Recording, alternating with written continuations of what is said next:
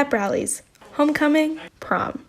This year, these events are prepared and executed by our student council under the leadership of Valentina Gonzalez. Yeah, one group's making decorations, the other's making posters, the other's making posters to put across the school. We have people just like working on social media, so there's a lot that goes into the events. And for Valentina, STUCO is more than just a class. Being a part of STUCO means a lot to me because I just love having a big community with me that's like family. I feel like that class is so connected, and it's like when you need help or you're feeling down, it's always going to motivate you to get back up. Being in STUCO not only gives her a family at school, but it connects her to her own. She's continuing the legacy of her older sisters, Fernanda, who was president in 2018, and Jimena, who was secretary in 2020. I'm really happy that she's in the same position now. It's special to me because I feel like we're both so different.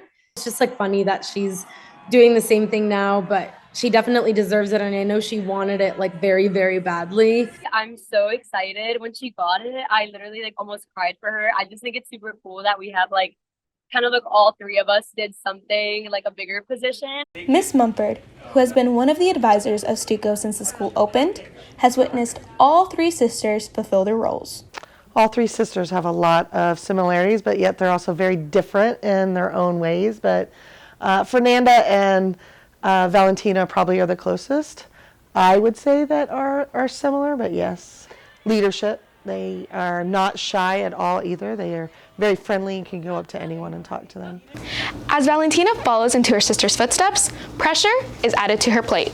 I do feel a little bit of pressure when it comes to just like school in general. A lot of the teachers here have been here for years, and so they know my sisters, and I feel like I kind of have to act the best I possibly can to show them that I'm kind of like them in a way, or that, you know, I'm not the worst. I'm not the worst one out of the three. Their shared experience in student council brought the Gonzalez sisters closer together.